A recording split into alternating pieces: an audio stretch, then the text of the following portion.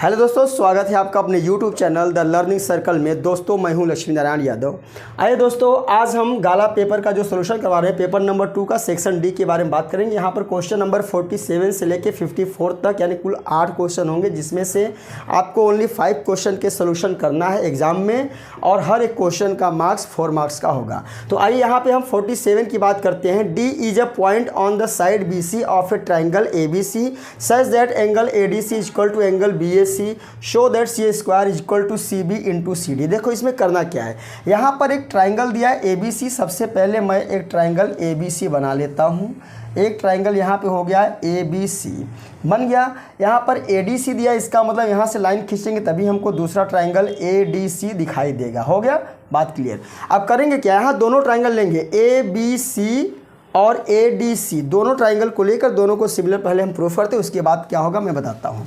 देखिए, in triangle B A C and triangle A D C, इसमें क्या है, angle A D C is equal to angle B A C. क्यों? क्योंकि given है, यहाँ पर दिया गया। देखो यहाँ पर लिखा है ए डी सी, मतलब ए डी सी यह एंगल जो है बी ए सी इस एंगल के इक्वल है, वो हमने लिख दिया। दोनों ट्राइंगल में एक एंगल इसका, दूसरा एंगल इसका। नेक्स्ट क्या है, नेक्स्ट हमारा है एक और। देखिए, ए बी सी में एक ट्राइंगल मिल रहा है और ए डी सी में भी ये सी ट्राइंगल मिल रहा है। इसका मतलब angle A C B is equal to angle A C D. क्यों? क्योंकि दोनों में कॉमन है। अगर कॉमन है तो दोनों क्या होंगे, सेम हो जाएंगे। अब हम लिख देंगे so triangle B A C similar triangle A D C. कौन सी सिमिलरिटी है, angle angle similarity, angle angle similarity. अब देखिए यहाँ पे एक चीज़ हम जानते हैं, वी नो दैट, मैं लिख देता हूँ, we know that the corresponding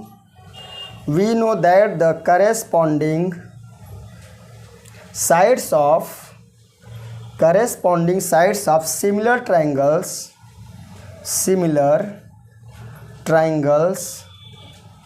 are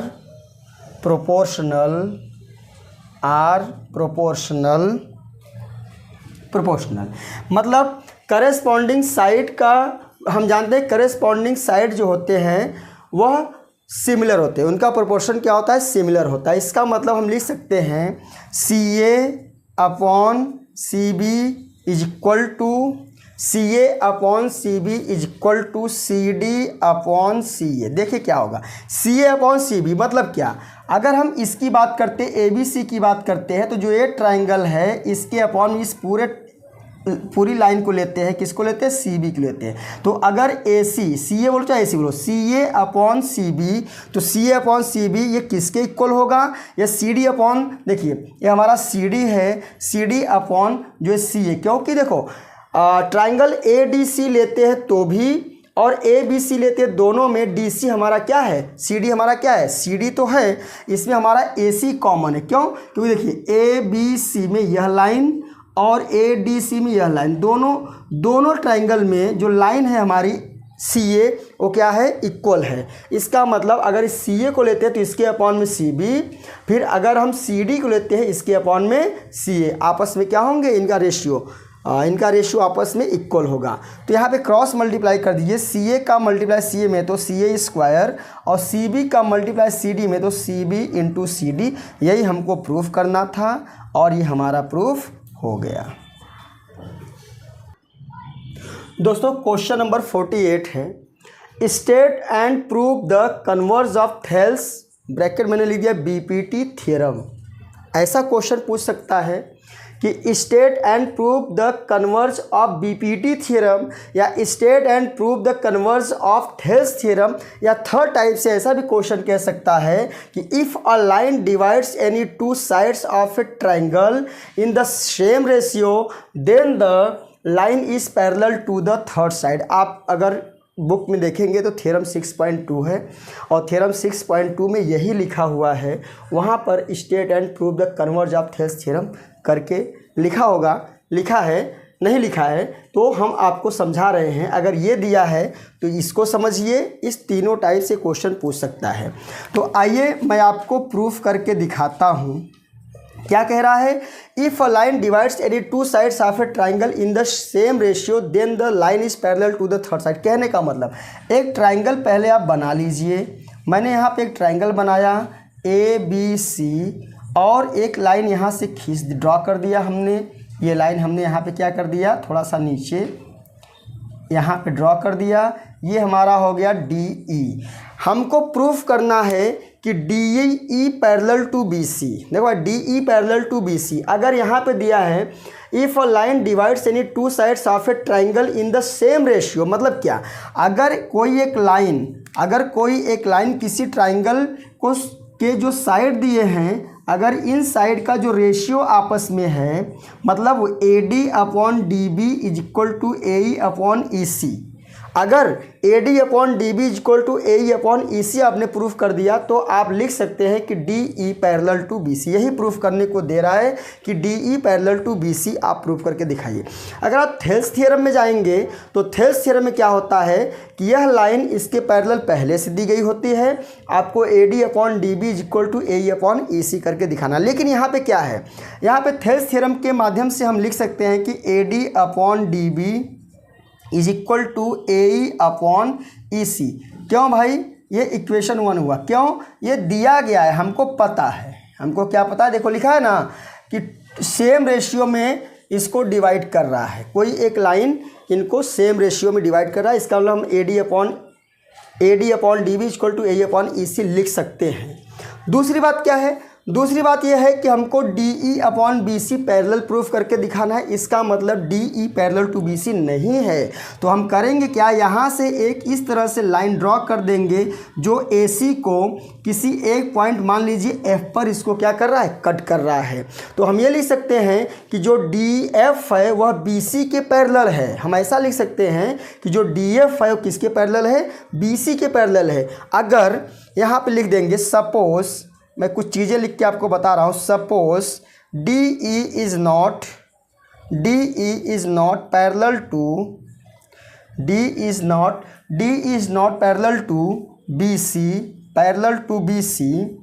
BC and या सो लिख देंगे, सो अगर यह इसके पैरेलल नहीं तो क्या पैरेलल हो सकता है, सो DF पैरेलल हो सकता है BC के, ये हो सकता है। मतलब क्या, हमको तो प्रूफ करना है DF/BC। अब DF/BC पैरेलल हमको मानना नहीं है, क्योंकि पहले से मान लेंगे तब तो कुछ सॉल्व करना ही नहीं है। हमको अगर इसको पैरेलल मानना है तो इसका मतलब हम ये मानेंगे कि ये पैरेलल नहीं है, इसका मतलब कोई दूसरी लाइन है जो पैरेलल है। अगर लास्ट में हम चेक करेंगे तो जो F है और C है दोनों सेम पॉइंट पर होंगे, तो हम लिख देंगे DE पैरेलल टू BC। अभी कैसे, देखिए, अगर DF पैरेलल है BC की तो हम क्या लिख सकते हैं, AD/DB is equal to AF/FC। ये इक्वेशन हमारा 2 हो गया। कैसे, बाई कॉन्स्ट्रक्शन, हमने कॉन्स्ट्रक्शन कर दिया है, ठीक है। अब क्या करेंगे, यहाँ पर आप देखिए, फ्रॉम इक्वेशन 1 एंड 2, यहाँ मैं लिख देता हूँ फ्रॉम इक्वेशन 1 एंड इक्वेशन 2, पहले और दूसरे इक्वेशन से ध्यान दीजिए। लेफ्ट में AD/DB, यहाँ पर भी AD/DB, अगर दोनों का लेफ्ट इक्वल है तो राइट भी इक्वल हो सकता है क्या, होगा ही, तो हो जाएगा AE/EC is equal to AF/FC। अब करेंगे क्या, दोनों तरफ हम 1 को ऐड कर देंगे, क्या कर देंगे, 1 को ऐड करेंगे, एडिंग 1 ऑन बोथ साइड, दोनों साइड हम 1 ऐड कर देंगे, तो हो जाएगा हमारा AE/EC plus 1 is equal to AF/FC plus 1। इसके अपॉन 1 करिए, इसके अपॉन 1। अब इन दोनों का एलसीएम हमारा हो जाएगा EC, तो EC से इसे डिवाइड करने कट जाएगा, बचेगा हमारा ऊपर AE प्लस 1 से डिवाइड EC में तो EC आएगा, EC का मल्टीप्लाई ऊपर करेंगे तो EC आ जाएगा। सेम काम यहाँ करना है, FC तो हो जाएगा हमारा AF प्लस FC। अब देखिए कुछ मैं चीज़ें यहाँ पे करके दिखाता हूँ। AE प्लस EC, ध्यान दीजिए, AE प्लस EC, देखो भाई यहाँ AE, यहाँ से लेके यहाँ AE, फिर यहाँ से लेके EC किसके बराबर है, AC के इक्वल है, किसके इक्वल है, AC के इक्वल है। तो यहाँ हम लिख देंगे AC/ E C is equal to, अब देखो A F plus F C, A F यहाँ तक फिर लेके एफ से लेके सी तक, A F plus F C किसके इक्वल है, ए सी के इक्वल है, और इसके अपॉन क्या है, एफ सी है। बात खत्म हो गई, एक कट गया होना है, क्रॉस मल्टीप्लाई करेंगे तो एफ सी, इसका इसके साथ करेंगे तो ई सी हो गया। इसका मतलब जो एफ सी है वो ई सी के इक्वल है। इसका मतलब क्या, F and E R coincide, मतलब एक ही बिंदु है, एक ही पॉइंट है। सो अगर एफ और ई एक ही पॉइंट है तो अगर हमारा डी एफ जो है पैरेलल बी सी था तो इसका मतलब डी ई इक्वल टू क्या हो जाएगा, D E parallel to B C हो जाएगा। और यही प्रूफ करने को दिया था, ये हमारा पूरी तरह से प्रूव्ड हो गया। दोस्तों क्वेश्चन नंबर 49 है, find two consecutive positive integers sum of which square is 365। बहुत सिंपल है, करके दिखाता हूँ। कॉन्सिक्यूटिव जो पॉजिटिव इंटीजर्स होता है, पहले मैं आपको समझा देता हूँ कॉन्सिक्यूटिव होता क्या है। देखिए कॉन्सिक्यूटिव होता है कि अगर दो नंबर कॉन्सिक्यूटिव हैं, अगर पहला नंबर 2 है तो सेकेंड थर्ड हो, जस्ट उसके बाद का नंबर उसका कॉन्सिक्यूटिव होता है। बात खत्म हो गई। मैं यहाँ सोल्यूशन करके दिखाता हूँ आपको। Let two consecutive positive integers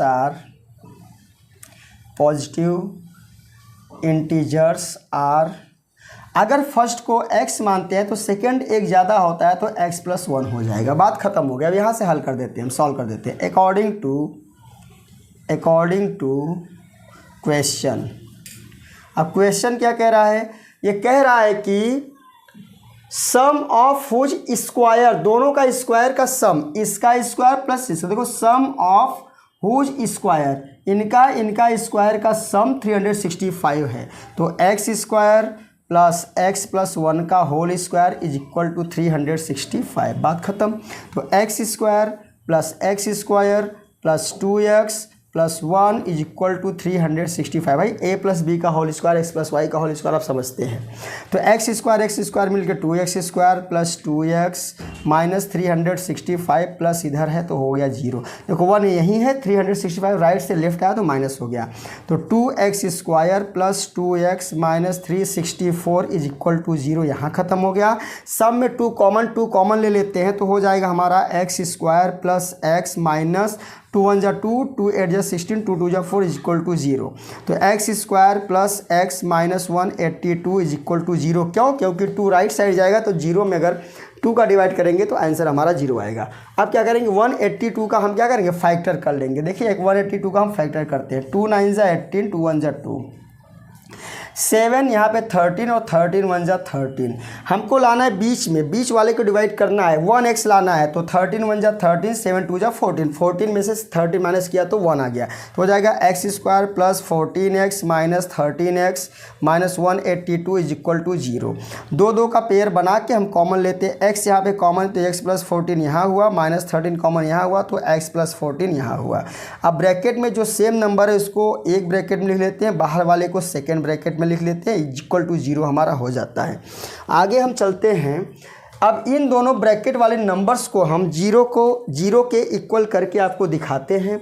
कैसे होगा, x plus 14 is equal to 0, x is equal to minus 14, right आएगा तो माइनस 14। देखो यहाँ पर पॉजिटिव की बात कर रहा है, किसकी बात कर रहा है, पॉजिटिव की बात कर रहा है। पर ये क्या आ गया, निगेटिव, ये खत्म हो गया, इसको लिखेंगे नहीं, राइट नहीं करेंगे। सेकेंड को देखिए, क्योंकि पॉजिटिव कह रहा है, ये आगे निगेटिव हो गया भाई 0। x राइट जाएगा 13, देखो एक नंबर हमारा 13 हो गया।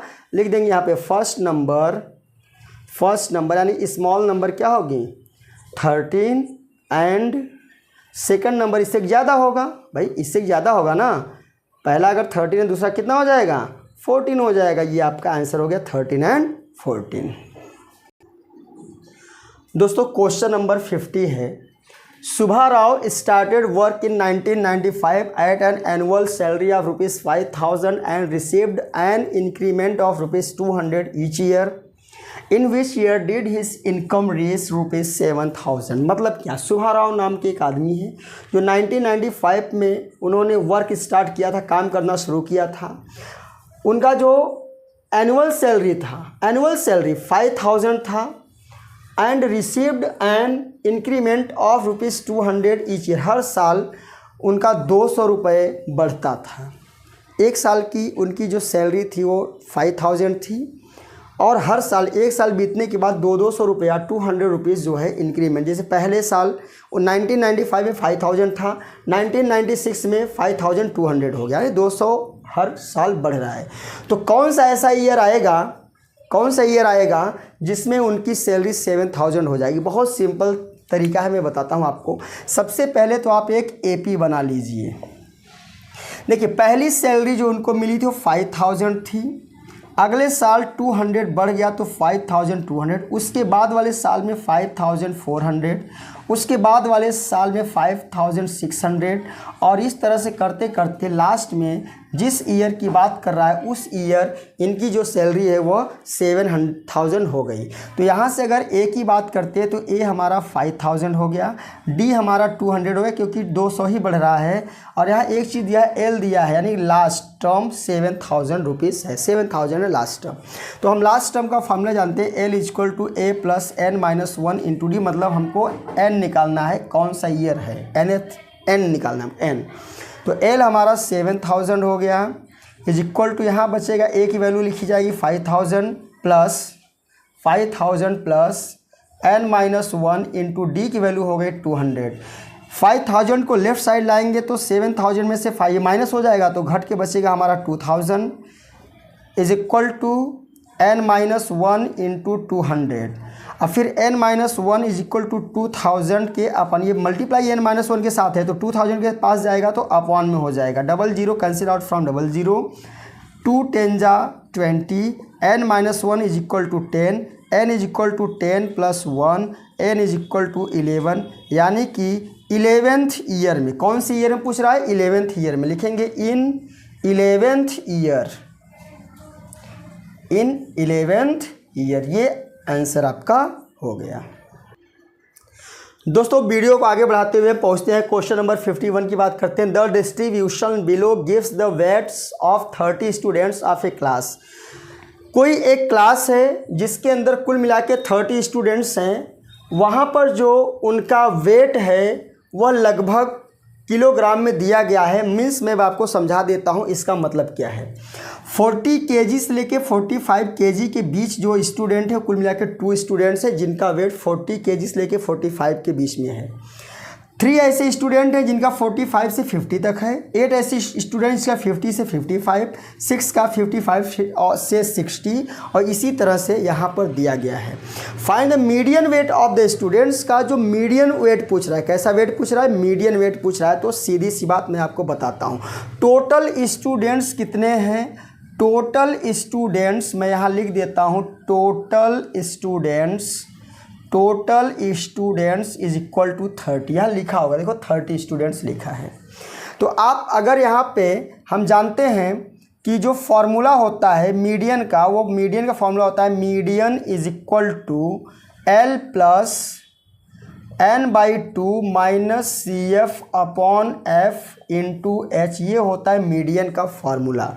अब इस फॉर्मूले को हमने लिख दिया और इस फार्मूले में जो जो चीज़ें डेटा है उन सारी डेटा को हमें यहाँ पे फाइंड आउट करना और फार्मूले में रख के सॉल्व कर देना, बिल्कुल आपका आंसर बिल्कुल सटीक आएगा। देखिए मैं बताता हूँ आपको। सबसे पहले तो n/2 की वैल्यू आपको फाइंड करनी होगी, होता क्या है। n/2 is equal to, n कितना है, टोटल स्टूडेंट को n से रिप्रेजेंट करते हैं, किससे रिप्रेजेंट करते हैं, n से। तो n है हमारा 30/2 इज इक्वल टू n/2 की वैल्यू हो गई हमारी 15। कैसे हो गए, 2 से डिवाइड करें तो 15 ही आएगा ना, ये बात तो आपकी समझ में आ गई होगी। अब यहाँ पे l की वैल्यू, अब देखो 15 जो है, अब ध्यान दीजिए, इसमें से किसी एक क्लास इंटरवल को लेना है। कौन से क्लास इंटरवल को लेना है उसके बारे में आपको समझाता हूँ। अगर n/2 की वैल्यू कितनी आई, 15 आई, तो 15 से ज़्यादा जो नंबर दिया है इसके बाद हमको कुछ चीज़ें और निकालना है। यहाँ पे CF भी पहले मैं निकाल के दिखा देता हूँ, ये मैं लिखा नहीं, भूल गया। चलिए मैं CF निकाल के दिखाता हूँ आपको। यहाँ पे CF क्या होता है, फर्स्ट नंबर को यहाँ लिखा जाता है, इसमें सेकेंड को प्लस करेंगे 2 3 5, इसमें थर्ड को प्लस करेंगे 13, 13 में 6 प्लस करेंगे 19, 19 में 6 प्लस करेंगे 25, 25 में 3 प्लस करेंगे 28, 20 में 2 प्लस करेंगे तो कितना आ गया 30। अब देखिए यहाँ पे हमको लेना है किसको, 15 को आप देख लीजिए। अब 15 जो होता है वह CF में किस नंबर के सबसे ज़्यादा नज़दीक है उसी को लेना है, लेकिन ये भी ध्यान रहे कि 15 से बड़ी नंबर होनी चाहिए। ध्यान दीजिए यहाँ पे 15 के सबसे नज़दीक तो पास में नियर 13 है, कितना 13 है, पर हमने क्या कहा जो n/2 आया है 15 उससे बड़ी नंबर हमको लेना है, तो उससे बड़ी नंबर सबसे पास में 19 है, क्योंकि 25, 28, 38 तो ज़्यादा दूर हो गई। तो 15 से बड़ी और 15 के पास की सबसे पास की नंबर हमारी 19 हुई। इसको मैं इस तरह से एक सर्कल जैसा बना देता हूँ, बॉक्स जैसा। अब मैं आपको इसमें से समझाता हूँ। अब इसके ऊपर वाली जो नंबर होती है ये नंबर 13 CF को रिप्रेजेंट करता है। ध्यान दीजिए CF में जिसको हमने बॉक्स बनाया उसके ऊपर वाली नंबर CF को रिप्रेजेंट करती है, और जो 6 है ये हमारी F को रिप्रेजेंट, क्योंकि फ्रीक्वेंसी यहीं पे आएगी, फ्रीक्वेंसी है और वो CF है यहीं पे आएगी। बस बात खत्म हो गई, सारी बातें हमको मिल गई। L जो होता है इसी लाइन में जो सबसे छोटी इंटरवल होती है 55, ये हमारी L होती है सबसे, इससे बोलते हैं लोअर लिमिट। क्या बोलते हैं? लोअर लिमिट बोलते हैं। अब क्या बचा हमारा n/2 हो गया, L हो गया, बचा CF हमने लिख दिया। कितना है CF 13, और F कितना है हमारा, F हमारा है 6, और H जो होता है इस क्लास इंटरवल के बीच कितने का डिफरेंस होता है 55, मतलब 5 का ही डिफरेंट है ना, 5 का डिफरेंट है तो हमने 5 लिख दिया। बस फार्मूला रखिए, बस यही आपको बताना था। फार्मूला में हमने रखा L की वैल्यू यहाँ रखेंगे हम 55 प्लस n/2 की वैल्यू यहाँ से 15 माइनस CF की वैल्यू यहाँ से 13, F की वैल्यू यहाँ से 6, H की वैल्यू 5। अब इसको सॉल्व कर देंगे 55 plus 15 minus 13 is equal to 2/6, 5 का मल्टीप्लाई कर देते हैं तो हो जाएगा 55 प्लस 5 2 जा 10/6, और 10 में 6 का डिवाइड करेंगे तो हो जाएगा 55 प्लस 1.6 करके देख लेना। 10 में 6 का डिवाइड करेंगे तो इतना ही आएगा, दोनों को ऐड कर देंगे तो 56.67 kg यही मीडियन है। और सबसे बड़ी बात है तो जो मीडियन के फार्मूले में जितने सारे डेटा हैं उन सारे डेटा को फाइंड कैसे किया था वो मैंने आपको ऊपर बता दिया। ये आपका median weight of the students है 56.67 kg। दोस्तों क्वेश्चन नंबर 52 है 30 women were examined in hospital by a doctor and the number of heart beats per minutes were recorded and summarised as follows. यहाँ पर कुछ महिलाएं हैं, 30 वुमेन हैं, 30 women का हार्ट बीट चेक किया गया। यहाँ से 2 ऐसी वुमेन हैं जिसका हार्ट बीट 65 से 68 के बीच में है, यानी कि 1 मिनट में इतनी बार उनका हार्ट जो है वो धड़कता है, बीट करता है। 4 ऐसी स्टूडेंट हैं जो 68 से 71 हार्ट बीट है उनका। 3 ऐसे स्टूडेंट बोल रहा हूँ, 3 ऐसी वीमेन हैं जिनका 71 से 74 है। 8 ऐसी वीमेन हैं जिनका 74 77 है। इसी तरह से यहाँ पे दिया गया है। यहाँ पर आपको find the mean heart beat पूछ रहा है। क्या पूछ रहा है? मीन हार्ट बीट पूछ रहा है। तो मीन हार्ट बीट निकालने के लिए हमको पता है जो मीन होता है, मैं वहाँ पे सारी चीज़ें कॉलम बना दिया पहले से। जो मीन होता है mean is equal to mean को हम x बार से भी रिप्रेजेंट करते हैं। तो x bar is equal to sigma FI/XI upon sigma FI। यहाँ पे रखेंगे FI/XI की वैल्यू और FI की और सॉल्व करेंगे, आंसर हमारा आएगा। पर पहले हम निकालेंगे XI कैसे निकलता है। XI जो होता है ये जो हमारा, इसे हम क्लास इंटरवल कहते हैं। जो हमारा क्लास इंटरवल है इसका जो दोनों जो नंबर्स हैं दोनों को हम सम करते हैं, सम करके 2 का डिवाइड करते हैं और यहाँ पे हमको XI मिलता जाता है। तो 65 68 को हम प्लस करेंगे तो 65 68 को प्लस करेंगे तो 8 5 13 6 6 12 12 1 13 अपॉन 2 का हमने बोला डिवाइड करेंगे तो 2 6 12 2 6 12 2 66 0.5। अब आपको मल्टीप्लाई करने की ज़रूरत नहीं है, अब अपने आप आता जाएगा। कैसे?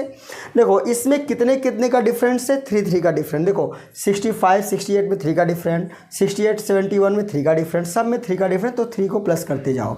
यहाँ हो जाएगा हमारा 69.5, यहाँ हो जाएगा 72.5, यहाँ होगा 75.5, यहाँ होगा 78.5, यहाँ होगा 81.5, यहाँ होगा 84.5। इतनी बातें समझ आई।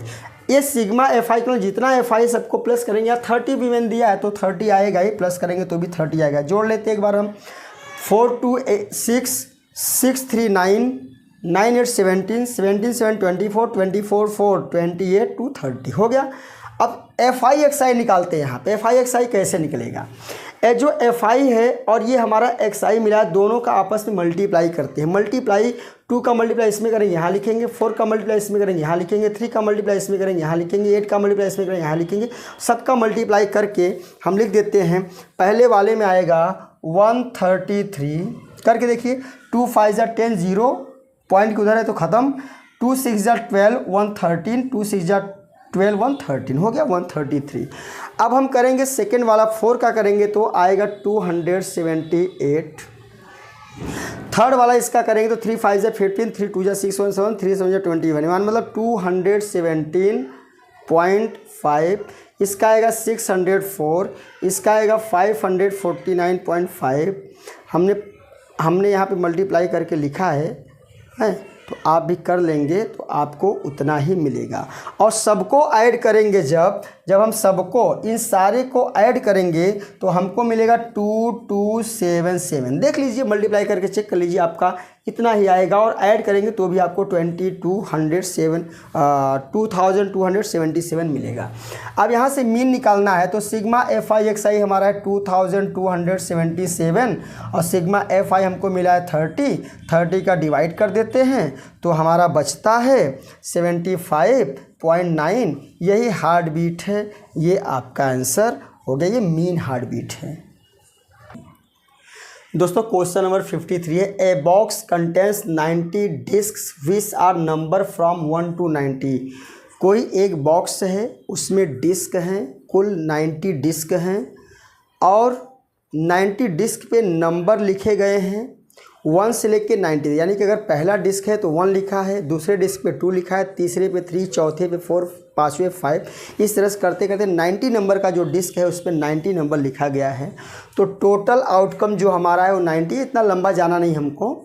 फिर कह रहा है कि if one disc is drawn at random from the box, उस बॉक्स के अंदर कहीं भी रखा गया है, उसमें से कोई एक डिस्क निकालना है। देखना नहीं हमको, एक डिस्क निकालना है। तो प्रोबेबिलिटी क्या होगी? पहली वाली किसकी प्रोबेबिलिटी पूछ रहा है? अ 2 डिजिट नंबर, 2 डिजिट नंबर की प्रोबेबिलिटी मैं लिख रहा हूँ P, अ 2 डिजिट नंबर, अ 2 डिजिट नंबर। कोई दिक्कत नहीं इसमें। देखिए करेंगे क्या, 2 डिजिट नंबर आप समझिए आप 1 से लेके 90 तक है, नंबर ही समझ लिए, 1 से लेके 90 तक। तो 1 से लेकर 9 तक 1 2 3 4 5 6 7 8 9 ऐसे नंबर हैं। 1 से लेकर जो 9 तक के नंबर हैं वह 1 डिजिट वाले होते हैं। कितने डिजिट वाले होते हैं? 1 डिजिट। बाकी कितने नंबर बचे? कुल तो 90 है, 90 में से 9 निकाला तो कितने बचेंगे? 81 नंबर बच रहे हैं जो कि 2 डिजिट वाले होंगे। समझिए 10 11 12 13 ऐसे करते करते आप 90 तक गिन भी सकते हैं, मैं ऐसे आपको बता दिया।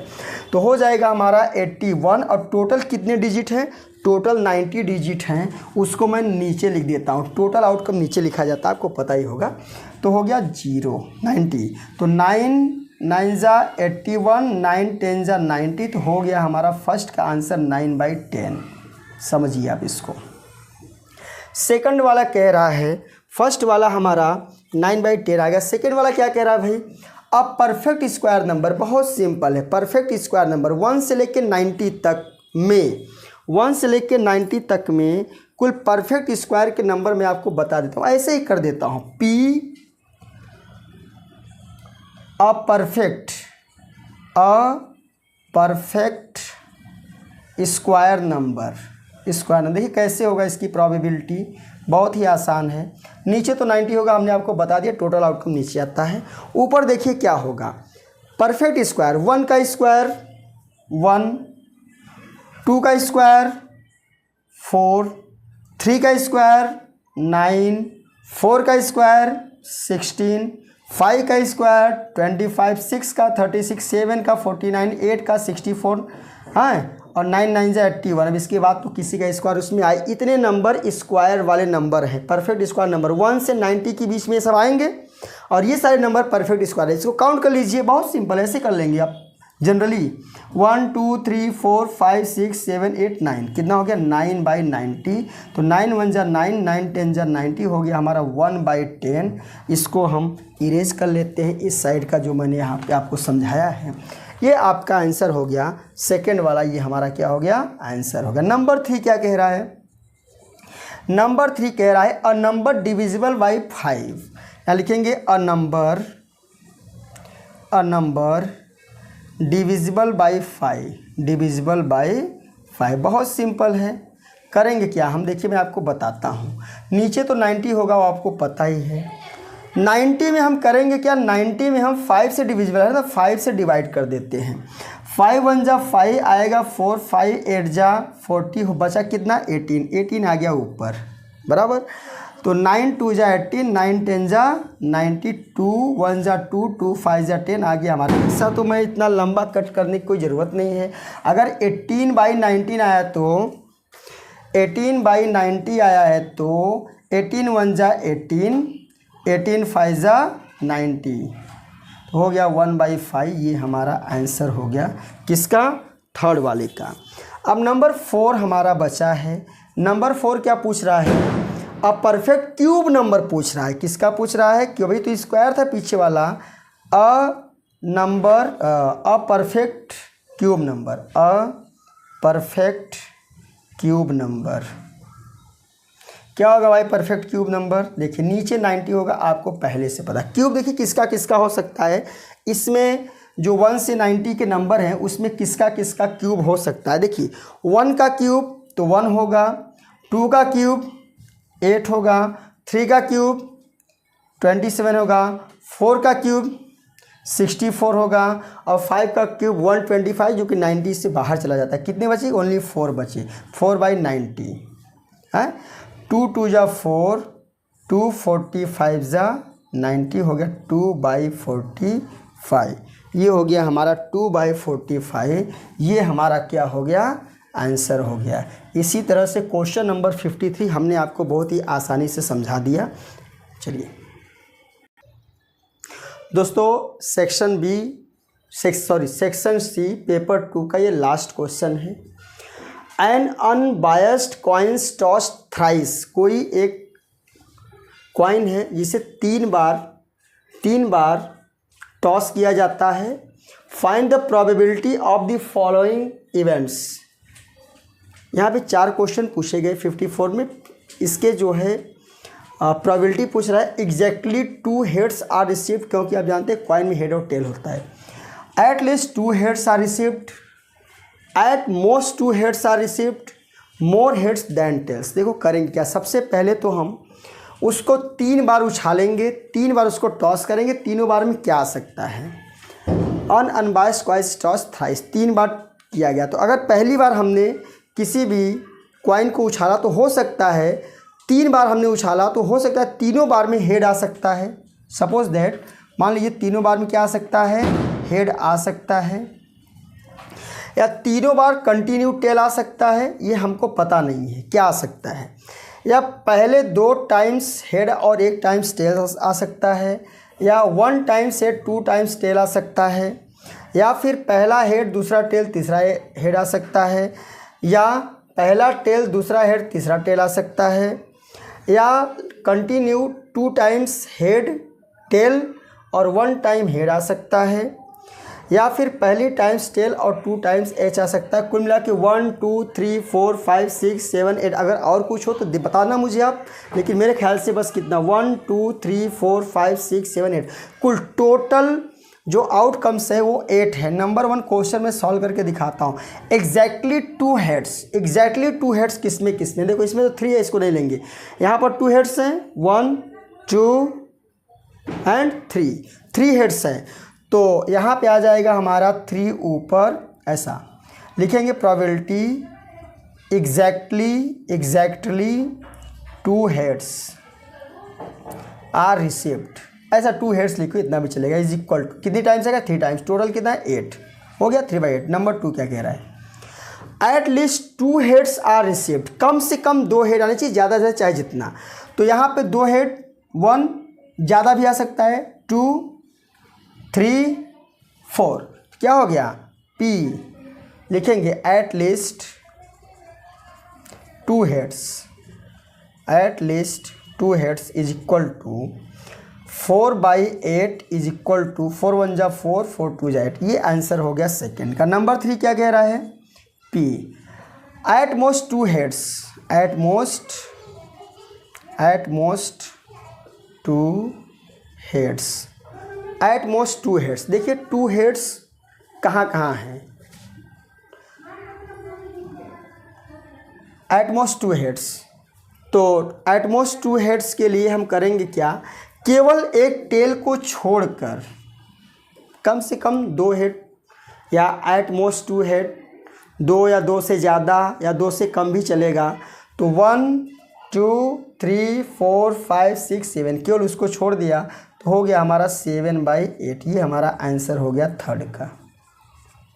लास्ट इसका बचा है नंबर 4, क्या कह रहा है, मोर हेड्स, क्या लिखा है, more heads than tails is equal to, हो जाएगा हमारा 4/8 इज इक्वल टू 1/2। कैसे, देखिए हेड की बात कर रहा है तो मोर देन 2 हेड, देखिए यहाँ पर तीनों हेड है, टेल से ज़्यादा हैं, यहाँ पर 2 हेड है, टेल से ज़्यादा, यानी 1 2, यहाँ पर 2 हेड है 3, और यहाँ पर 2 हेड है। ऐसा एक यहाँ पे जो बना हुआ है इसका ग्रुप है, उस ग्रुप में टेल की संख्या, नंबर ऑफ टेल्स कम होने चाहिए, हेड ज़्यादा। तो 2 हेड यहाँ पे है, एक ही टेल, तो यहाँ पे 1 हो गया। यहाँ पे 2 टेल है, इसको नहीं लेंगे, यहाँ पे 2 टेल है, इसको भी नहीं लेंगे। यहाँ पे देखिए 2 हेड है, 1 टेल है, तो इसको ले सकते हैं क्योंकि हेड ज़्यादा होना चाहिए। यहाँ पर 2 हेड है, 1 टेल है, तो इसको ले सकते हैं। यहाँ पे तीनों टेल हेड हैं, तो 1 2 3 4, तो हो गया 4/8 इज इक्वल टू 1/2। तो दोस्तों हमारा सेक्शन बी पूरी तरह से कंप्लीट हो गया। Section D paper 2 section D, यानी कि पेपर 2 ही पूरी तरह से हमारा क्या हुआ, कंप्लीट हो चुका है। पेपर 3 लेकर हम नेक्स्ट वीडियो में आएंगे, सेक्शन 1। तब तक के लिए जय हिंद।